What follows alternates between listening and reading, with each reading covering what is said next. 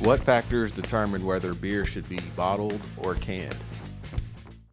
Yeah, I think there's a lot that goes into it. Part of it is that portability, that active lifestyle. As a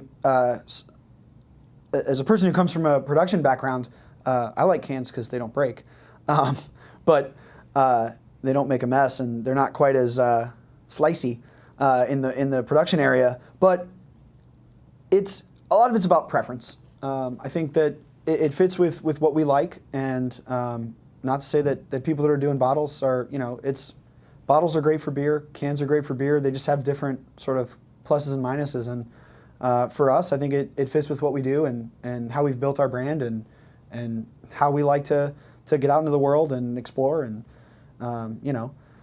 bring beer around with us. So, there's challenges to cans and there's challenges to glass. Like you said, we do a little bit in glass, but we just, I don't know, something about cans just really, I think, fits with us. And I think if we were to take a pause and all of a sudden show up in 12-ounce six-packs of bottles, I think people wouldn't know what to do. I don't think we would know what to do. But, and one of the things that's really helped us be able to grow and do what we can is, we have a really great canning line, great packaging team, and the technology in canning has gone a long way in the last 10 or 15 years for folks at our scale.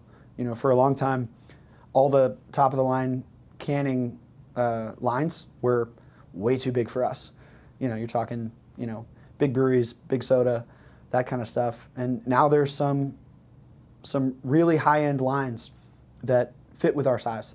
And I think that's part of why you've seen the explosion in craft, is that you can, within the last 10 years, you can get the quality in cans that you can in bottles. And so it allows you to make that choice based on other factors.